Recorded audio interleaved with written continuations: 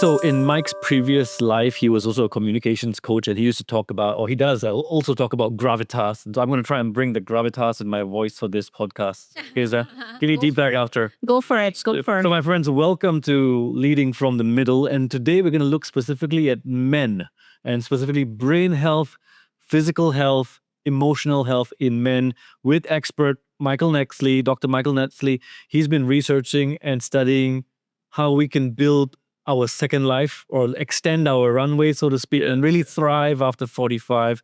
You've been doing this for the last 7 years. And I want to now pick your brain to learn how we as men in our 40s can rise up.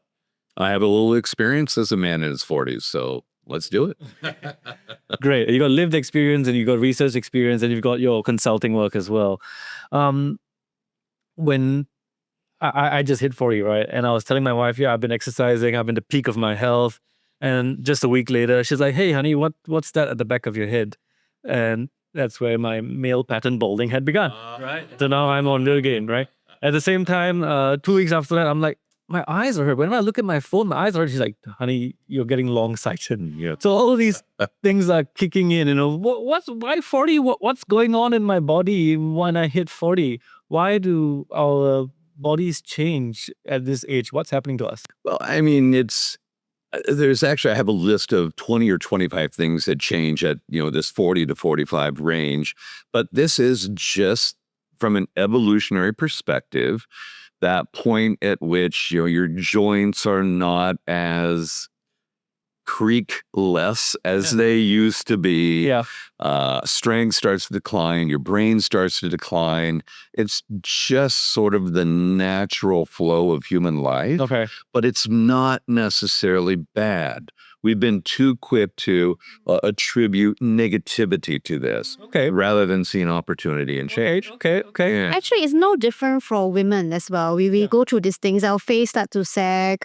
Yeah. The skin has less elasticity. So we kind of notice this. Yes, yeah. Yeah. Energy levels are lower because mitochondrial health changes. Yeah, exactly. It's just pretty much that normal trajectory. And the question is, how do you make, not let it take over too quickly? And so that's the physical observations, right? But what's going on in our brains at this time, right? So I've read something about brain mass shrinkage and all of these things.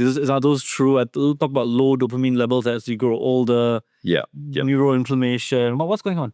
All right. So all of this is true. And I kind of jotted down some numbers here to make sure that we're accurate on this with the latest research. Yeah. So every year you lose about a half of percentage points. So 1/2 of 1 point every year in white matter. So those are the white matter. That's the information superhighways in your brain where the impulses travel from one point to another.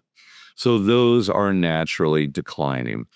Every year, your cortex shrinks. So the frontal cortex is where all the executive functions that you rely on every day are performed. That shrinks about 1/3 of a point, 0.3% every year. Gray matter declines by about 5 to 6 percentage points every decade. So gray matter is all the neurons and the dendrites that are connecting to one another that allow your brain to change and do what it needs to do. Right. So all this brain decline is normal. And on top of it, there are changes in the chemistry of your brain. So your brain isn't like a computer. It's actually more like a rainforest. There's material stuff in there, but there's also all of these liquids, so neurochemicals. So for example, dopamine does decline as you get older. And what that means is that your brain's processing speed will start to decline. Working memory will start to decline. Men in particular are probably less prone to take risks when that declines. Routine sets in, right? Because excitement, dopamine, a drop in dopamine means you're like less excitable as well. The goal is excited. Yeah, the goal line. So I mean, how many 60-year-olds are going, I want to climb that corporate ladder? Yeah. They've moved on to other things. Okay. And it doesn't affect women as much. You talk about men in particular. Well, it does affect women. And I know you want to zero in on men, but right now there is a brilliant report white paper for free on the website for the Center for Brain Health, just released 5 or 6 pages on women's brain health. So men don't go through menopause. We don't give childbirth. We have different social roles, broadly speaking. So our brains have evolved or developed differently than women's have. Okay. Yeah. Well, we need a whole other episode on that. Okay. So in is there then, we got physical decline, we've got cognitive brain health decline. Are you seeing in your research how this translates to men and emotional health? So, because I've been reading up about men and depression as they hit this middle type of their lives, right? They have less contact with their friend circle. They are sandwiched between their kids, their work, and their responsibilities to their aging parents. Yes. At 40, men are now worried about finances more so than ever because they got to feed their young, they got to pay for medical bills, and they start to think, hey, retirement's not too far away. Will I survive? Either I'm going to live to 85, 90, 100. That anguish, that anxiety comes in. So are you seeing any relationship with the cognitive and physical decline with emotional well-being decline? 100%. And, Brene Brown has that exceptional quote from her TED Talk that the one thing we men are not allowed to do is appear vulnerable. So we are literally, and with all due respect, we are generally caught in this. Why can't you open up? Why can't you be more vulnerable? And when you do, why aren't you being a man? And so there's no outlet emotionally for men. And that's why I created the Man Morning here in Singapore. So guys can walk 2 kilometers and have a coffee with other guys and say, oh my God, look at what happened with my kid. Or, oh, I cannot find a job. Nobody will call me for an interview. And you got other guys who can relate to this that we talk about. So let's back up a step.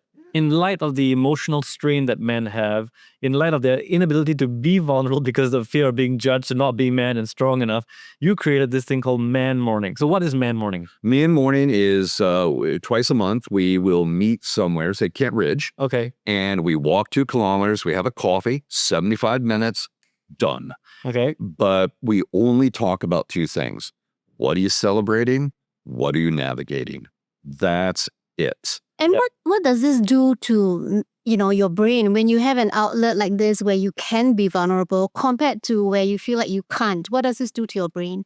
So for me, my experience is this inward compression. I mean, and this is a good thing because all of that stress and pressure that's built up, it just releases and it feels like everything shrinks because I finally have had somebody who can understand what I'm going through.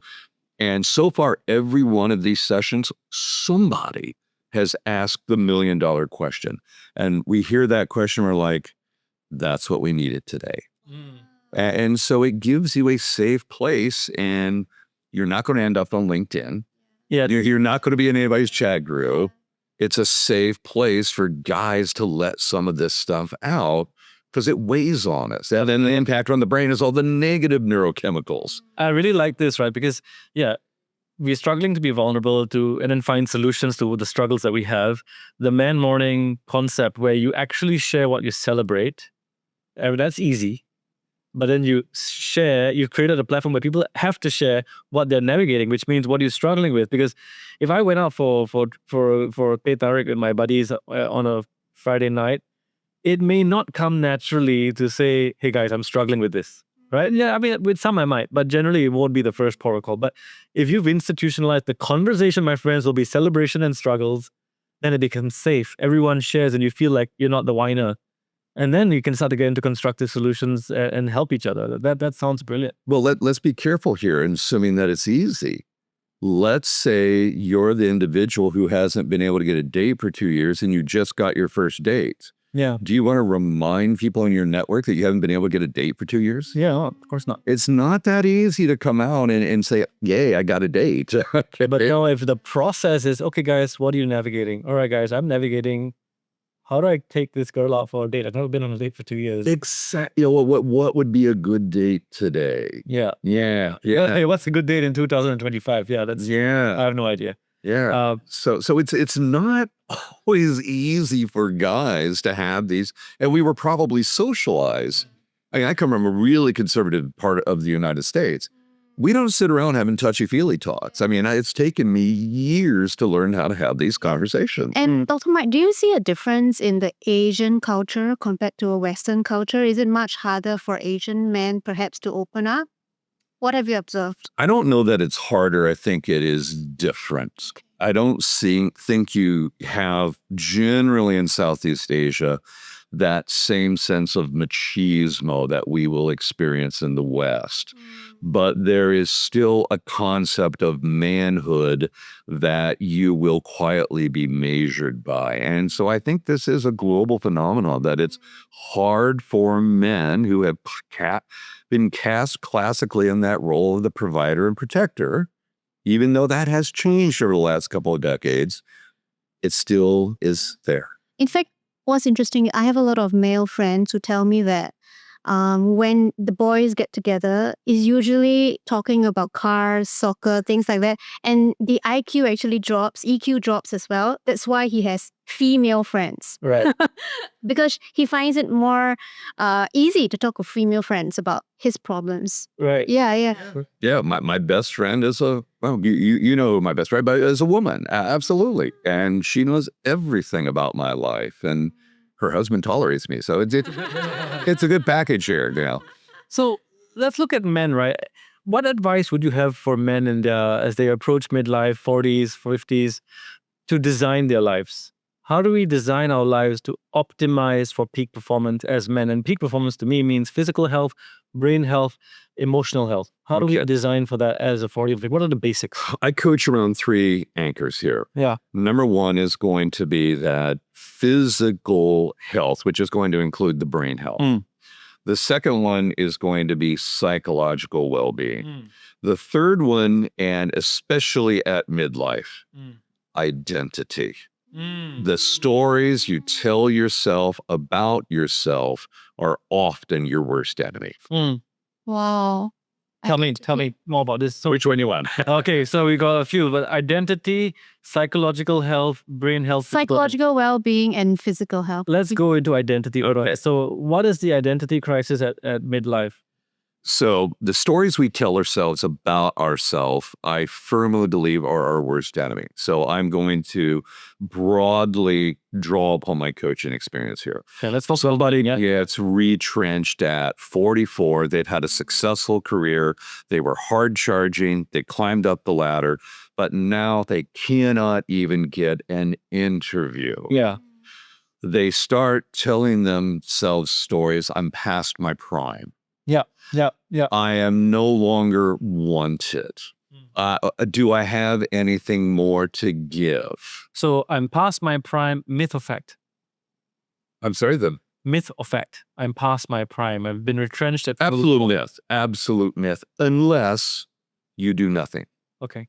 Okay. If you do nothing, cognitive decline happens fast. I agree with you on the myth point. I thought if you get retrenched at 44, you're stuck. Getting a job is much harder. I just had a quick research on labor statistics. There is minimal, I think it's like a 1% time longer.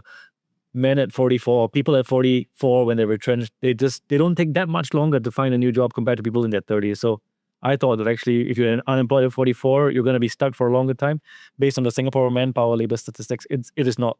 There's no noticeable difference there in terms of time. But at 44, I think the question is earning power. Yeah. Because if you're going to live to be 85, 95, or even 100, yeah, and your earning power is cut in your mid-40s, how are you ever going to make it? Is that your identity problem again? Yeah, so it's precisely. So ProPublica had an amazing investigative piece, I think 2019, that revealed that 90% of the people who are unwillingly retrenched never regain their earning power. Okay.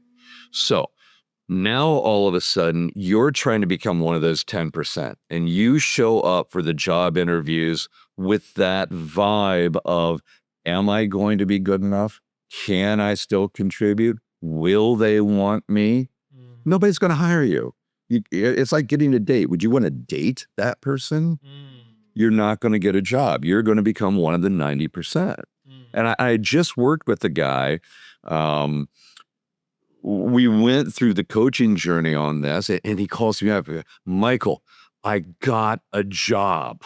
All right. As opposed to I got the job. But he got a job. Okay. Okay. And part of the conversation on that call was it helped so much to let go of those things that I was telling myself because I was showing up as the kind of person nobody would want to hire. Yeah.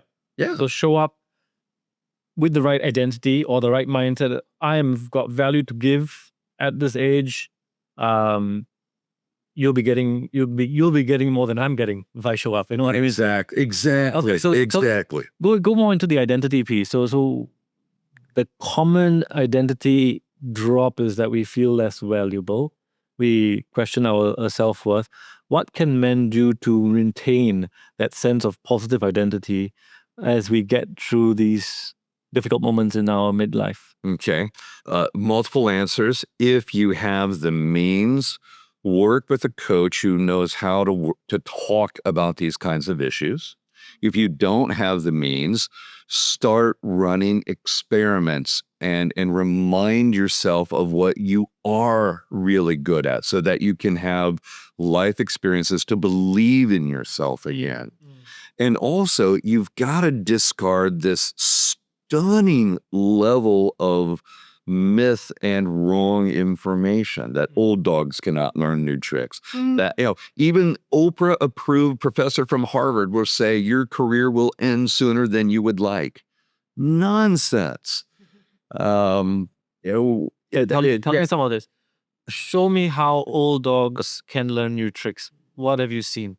So there was research at the Center for Brain Health at University of Texas where they ran people through brain training. And what they realized from Dr. Sandra Bond Chapman is that people who were 20, 40, and 70 showed basically the same levels of neuroplasticity. Wow. You can still learn, you can still change, even at 70.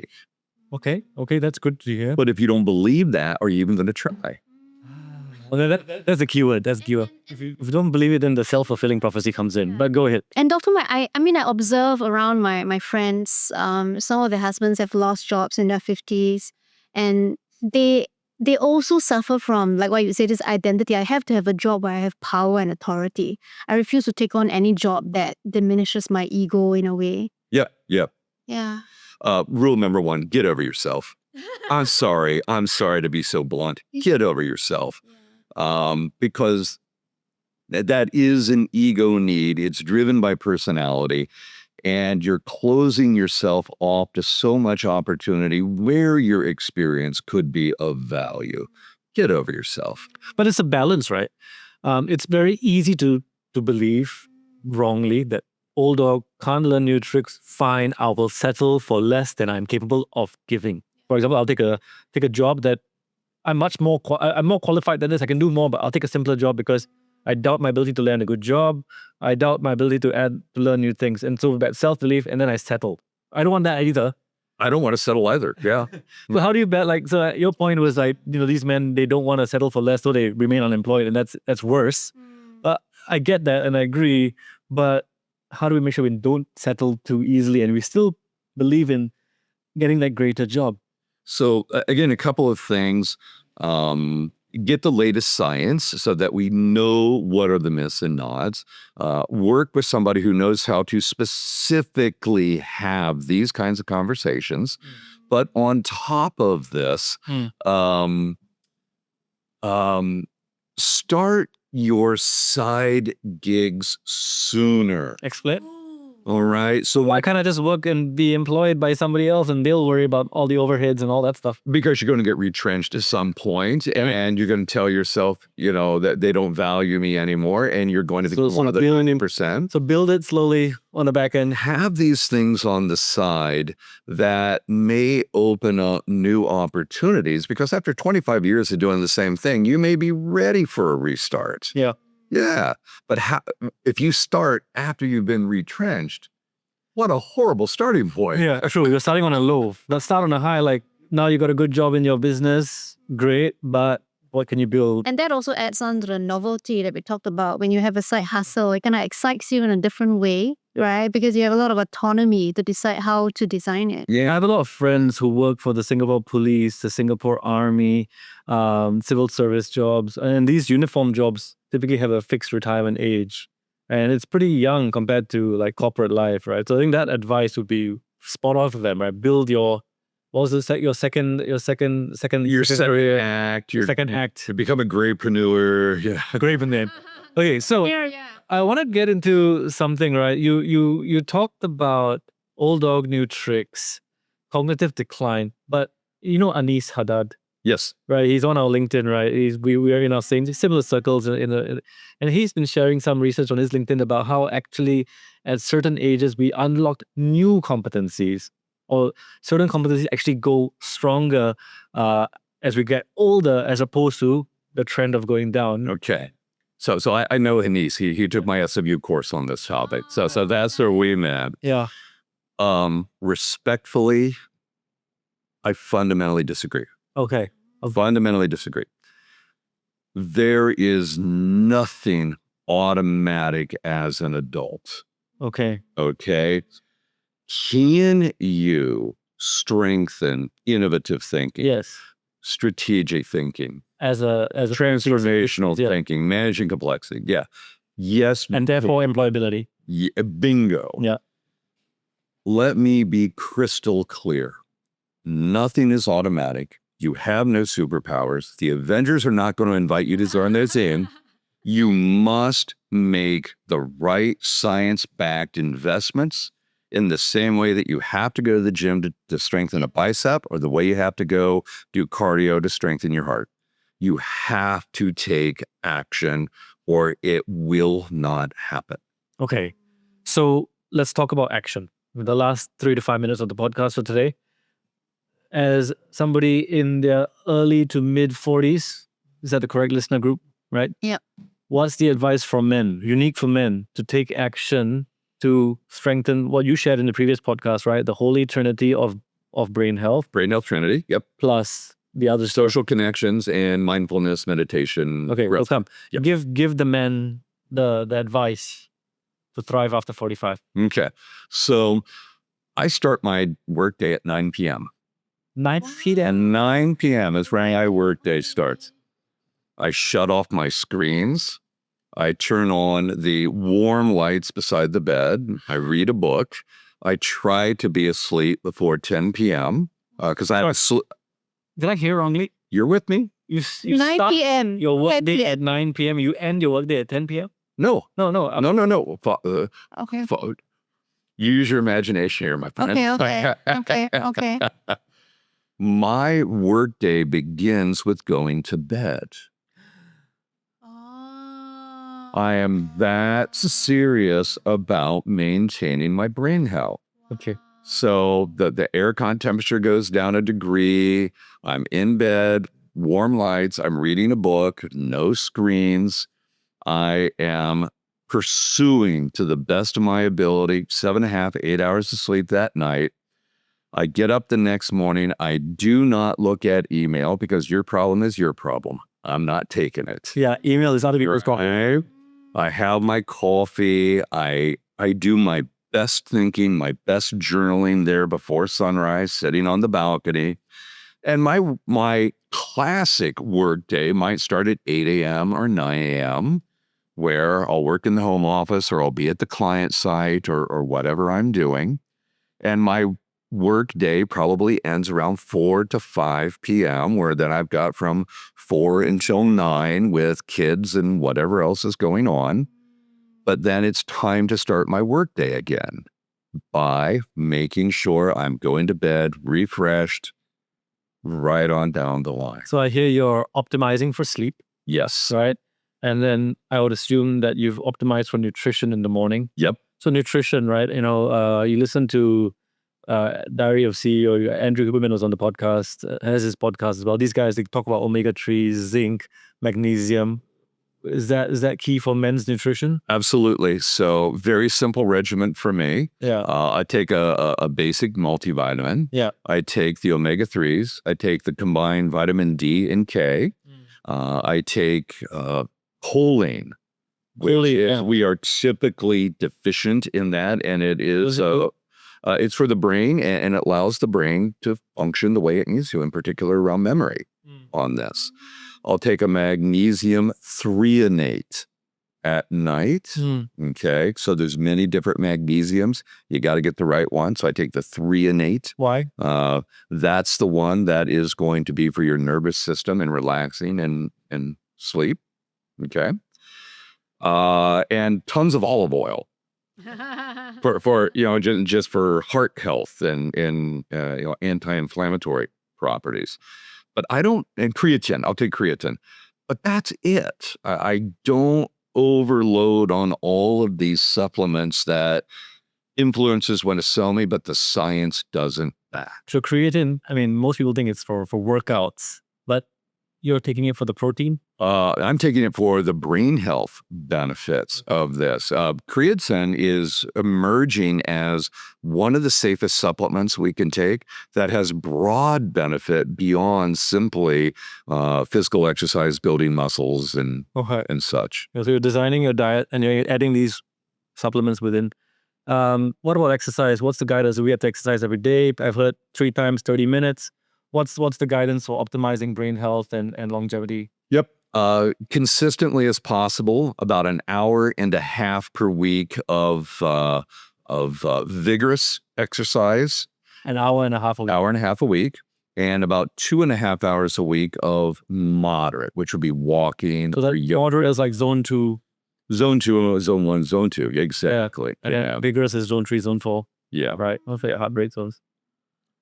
All right. Thanks, everyone. Yeah. Amazing. Thank you, Dr. Mike. We will end this podcast now. Thanks for listening. If you have any questions, do drop us your questions in the comments down below. Thank you. Thank you, Mike. Thank you.